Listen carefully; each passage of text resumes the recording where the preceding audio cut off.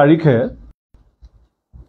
অসম চৰকাৰৰ public health engineering বিভাগৰ সচিব কৈলাশ কাৰ্তিক ডাঙৰীয়াই পাব্লিক হেল্থ ইঞ্জিনিয়াৰিঙৰ মুখ্য অভিযন্তা গৰাকীলৈ এখন পত্ৰ প্ৰেৰণ কৰিছে।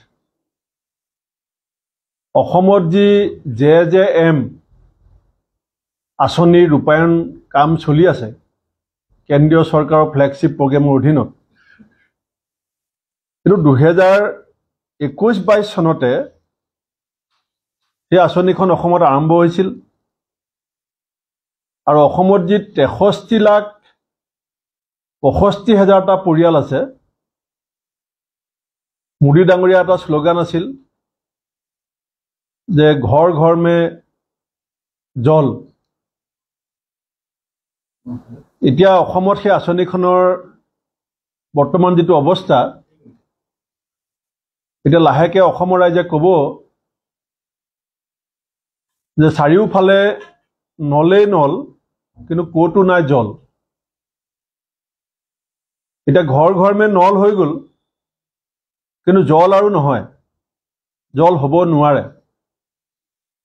আৰু এই যিখন পত্ৰ সচিবগৰাকীয়ে দিছে, হয়তো আপোনালোকৰ লগত আছে পত্ৰখন, অত্যন্ত ভয়ংকৰ এখন পত্ৰ অসম চৰকাৰৰ সচিবে ইঞ্জিনিয়াৰলৈ লিখিছে, chief engineer.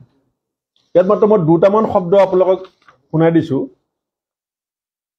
ইণ্ডিকেটিং potential lapses in both the project management and quality assurance.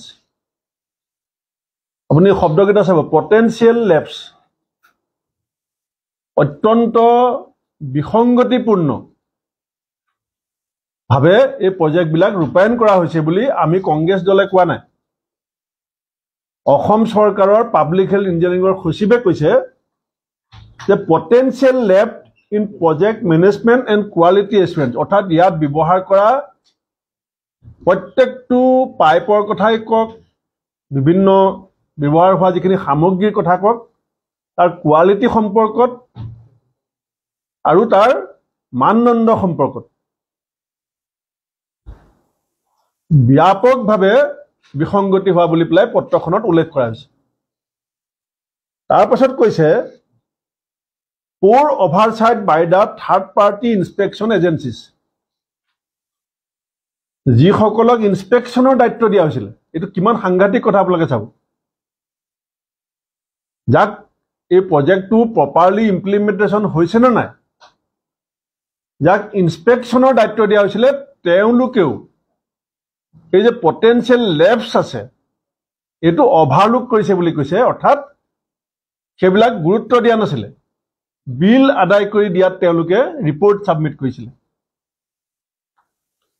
তাৰ পাছত কৈছে, মই আপোনালোকৰ আগতে চিঠিখন পঢ়ি দিছোঁ, চিঠিখন গোটেইখন মই নপঢ়োঁ, 2 পৃষ্ঠা চিঠি, মাত্ৰ মই 4টা লাইন পঢ়ি দিছোঁ, ইয়াৰ তাৎপৰ্য যাতে অসমৰ ৰাইজে উপলব্ধি কৰিব পাৰে। The reasons for deviation from the project plans, অৰ্থাৎ যিটো DPR প্ৰস্তুত কৰা হৈছিলে, যিটো DPR গভৰ্ণমেণ্টে চেংচন কৰিছিলে, তাৰ পৰা কণ্ট্ৰেক্টৰে বা কোনোবা বিজেপি মন্ত্ৰী পালি নেতাই প্ৰজেক্টটোৰ কাঠামোটো পৰিৱৰ্তন কৰিছে বুলি কৈছে। ডেভিয়েশ্যন অফ দ্য, এইটো চাব কিন্তু কথাবিলাক।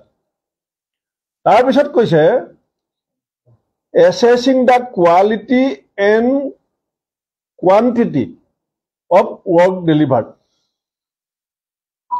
কোৱালিটি আৰু কোৱান্টিটিৰ এতিয়া কিছুমান প্ৰজেক্ট 60% হৈ গ'ল, ক'ৰবাত 100%ও হৈছে প্ৰজেক্ট কমপ্লিট। এতিয়া চৰকাৰে কৈছে নহয়, ইয়াত ডেভিয়েশ্যন হৈছে, ইয়াত কোৱালিটি আৰু কোৱান্টিটিত কম্প্ৰমাইজ কৰা হৈছে, আৰু ইয়াত প্ৰজেক্ট মেনেজমেণ্ট আৰু কোৱালিটি এছুৰেঞ্চত পটেঞ্চিয়েল লেপছ হৈছে। আৰু সেইকাৰণে কি ক'লে যে পৰৱৰ্তী নিৰ্দেশ নিদিয়া পৰ্যন্ত সকলো কাম কাজ বন্ধ কৰি দিয়া হৈছে। এতিয়া গাঁৱে গাঁৱে এইটো ওলাইছে। আগতে আছিলে JJM মানে কি, জল জীৱন মিছন। এতিয়া মানুহে কৈ আছে গাঁৱত জয়ন্তৰ জেপত মণি। জেজেএম মানে মই বুজি পোৱা নাছিলো যে জয়ন্তৰ জেপত মানি মানে কি বহুত ঠিকাদাৰে মোক আহি লগ কৰিছিলে যে আমি বিল পোৱা নাই তেতিয়া মই তেওঁলোকৰ পৰা যেতিয়া কথাবিলাক বুজিবলৈ চেষ্টা কৰিলো যে চৰকাৰে যে এনেকৈ এখন চিঠি দিবলগীয়া হৈছে আপোনালোকে ক'ত ভুল কৰিছে আপোনালোকে কেলে ভুল কৰিছে কি কাৰণে চৰকাৰে কাম বন্ধ কৰিবলগীয়া হৈছে এতিয়া ঠিকাদাৰে কৈছে যে আমাৰ কোনো উপায় নাই কামটো লোৱাৰ আগত 8%ৰ পৰা 15%লৈকে আমি কমিশ্যন দিবলগীয়া হৈছে কামটো লোৱাৰ আগত 8%ৰ পৰা 15% কমিশ্যন অৰ্থাৎ 2 কোটি টকা যদি আপুনি কাম লয় তেতিয়া অতি কমেও 16 লাখ টকা আপুনি মন্ত্ৰী সন্ত্ৰী আনকি বাজপেয়ী ভৱনত 2% দিয়া বুলি কৈছে তেওঁলোকে ঠিকাদাৰবিলাকে তোমাৰ নাম ক'বলৈ মোক মই কৈ দিলে তেওঁলোকৰ বিপদ হ'ব আৰু কাম ল'বৰ কাৰণে 5% আপোনাৰ যিটো প্ৰচিডিউৰ আপুনি বেংক গ্যাৰান্টি দিব লাগে কিবা দিব লাগে যিটো কন্ট্ৰেক্টৰবিলাকে সদায় সব কামতে দিব লাগে এফালে 15% এফালে 5% কামটো ধৰক 2 কোটি তাৰমানে 40 লাখ টকা এটা তেওঁ আগতীয়াকৈ দি দিলে এতিয়া যিবিলাক মানুহে কামটো আবণ্টন কৰাৰ কৰ্তৃত্ব আছিলে সেইটো আমাৰ অসমীয়া ভাষাত এটা কথা আছে যে খাই কাৰ খলা ডালত উঠিল কাঠি চেলেকাৰ মৰণ মিলিল কাৰণ তেওঁলোকেতো 15% 8% খাই ল'লে এতিয়া ঠিকাদাৰে সেই 8%ৰ পৰা 15% পইচাখিনিক এডজাষ্ট কৰিবলৈ যাওঁতে কোৱালিটি কোৱান্টিটি সবতে কম্প্ৰমাইজ হ'ল আৰু চৰকাৰে নিজেই কৈছে যে ইনস্পেকশ্যন পাৰ্টিটোও কম্প্ৰমাইজ কৰিলে গতিকে এতিয়া ঘৰ ঘৰ মানে যি জলৰ কথা আছিলে এতিয়া এইটো ইলেকশ্যনৰ সময়ত আপোনালোকক মই দেখাই দিম তথ্যভিত্তিক দেখাই দিম ঘৰ ঘৰ মে নল থাকিব নলৰো কোৱালিটি কথা আছে ইয়াত সেইকাৰণে আমি অসম প্ৰদেশ কংগ্ৰেছ কমিটিয়ে মই মুখ্যমন্ত্ৰী ডাঙৰীয়াক আহ্বান জনাইছো যে 8%ৰ পৰা 15% টকা খাই পেলাই জেজেএমৰ আঁচনিখন ধ্বংস কৰাৰ যিটো ষড়যন্ত্ৰ তাত যদি আপুনি জড়িত নাই এই টকাৰ অংশ যদি মুখ্যমন্ত্ৰী ডাঙৰীয়াৰ হাতত লগা নাই মই আপোনাক এই গোটেই হাজাৰ হাজাৰ কোটি টকাৰ এই কামটোত CBI এনকুৱাৰী দিবৰ কাৰণে দাবী জনাইছো আপুনি অসমৰ ৰাইজৰ আগত নিজকে ধোৱা তুলসীৰ পাত বুলি প্ৰমাণ কৰিবলৈ হলে 64.35 লাখ মানুহৰ জীৱনৰ জল আৰু জীৱন আঁচনিখন অত্যন্ত ভাল আঁচনি বুলি আমি কম অত্যন্ত অসমৰ কাৰণে প্ৰয়োজনীয় আছিল কাৰণ 60% বেমাৰেই পানীৰ কাৰণে হয় বিশুদ্ধ খোৱা পানীৰ অভাৱতে 60% বেমাৰ হয় গতিকে এই গোটেই 63.35 লাখ মানুহৰ এতিয়া মাত্ৰ 10.75% মানুহে পাইপেৰে ঘৰত পানী যোগান পাই আছে 6.67 লাখ এতিয়া অসমত আমাৰ চৰকাৰ দিনৰ পায় হয়তো এতিয়া বিজেপিয়ে ক'ব যে কংগ্ৰেছে কি কৰিছিল আমি কৰিব পৰা নাছিলো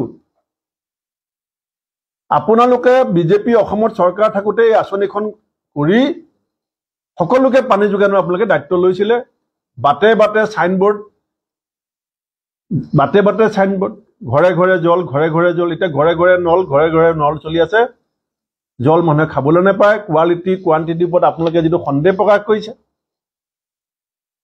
এইটোত মানুহে এতিয়া ভয়ংকৰ এটা যন্ত্ৰণাত ভুগি আছে লগতে ঠিকাদাৰসকল এতিয়া ঠিকাদাৰবিলাকেও এই যে কাম বন্ধ কৰি দিল বিসকল কোন থলুৱা আমাৰ হিমন্ত বিশ্ব শৰ্মাই বাৰে বাৰে কয় থলুৱাৰ লগত তেখেত আছে খিলঞ্জীয়াৰ লগত তেখেত আছে থলগিৰিৰ লগত তেখেত আছে কেইদিনমানৰ আগতে চাকৰি ৰেগুলাৰ কৰাৰ নামত 20,000 শিক্ষকৰ দৰমহা আধা দৰমহা কৰ্তন কৰি দিলে এতিয়া এই থলুৱা খিলঞ্জীয়া থলগিৰি ঠিকাদাৰসকলৰ আপোনাৰ মন্ত্ৰীয়ে আপোনাৰ নেতা পালি নেতাই 8% বা 15% খাই ল'লে, অফিচাৰে খাই ল'লে। এতিয়া 40% ফাণ্ড ৰিলিজ হ'ল। এতিয়া বাকী 60% আনটিল ফাৰ্ডাৰ অৰ্ডাৰ এতিয়া কোনো সম্ভাৱনা ইয়াত নাই, কাৰণ এই টকা নাহে, এই টকা আহিব নোৱাৰে দিল্লীৰ পৰা। কালি মুখ্যমন্ত্ৰীয়ে কি কৈছে যে কাম নহ'লে পইচা ঘূৰাই ল'ব লাগিব, কাৰণ পইচা পৰি থাকিলে কণী নেপাৰে। কালি মুখ্যমন্ত্ৰীয়ে কৈছে, এইটো মুখ্যমন্ত্ৰীয়ে মানি লৈছে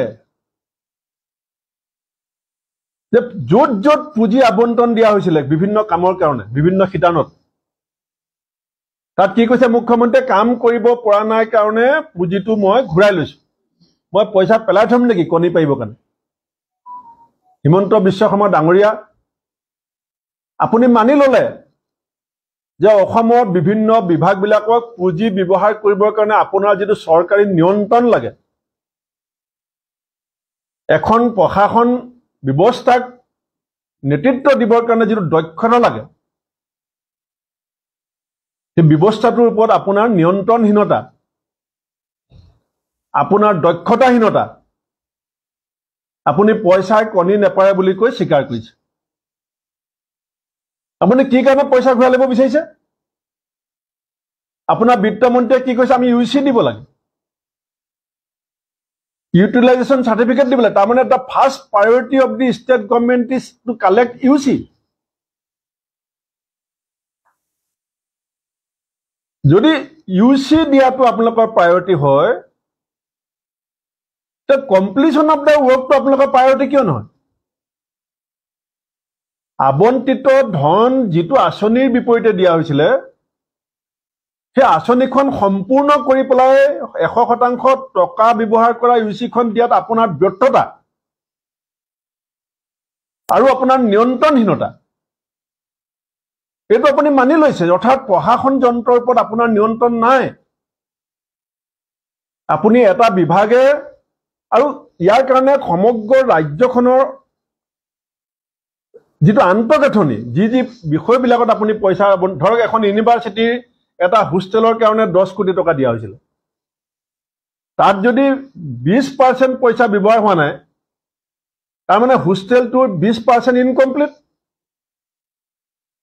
আৰু আপুনি ইউচি দিয়াৰ স্বাৰ্থত যদি 20% টকাটো ঘূৰাই লয়, তেতিয়াহ'লে অনাদি অনন্ত সময়ৰ কাৰণে সেইটো ইনকমপ্লিট হৈ থাকিব। Are you not responsible for that? আপুনি যে চিফ মিনিষ্টাৰ, মুখ্যমন্ত্ৰী,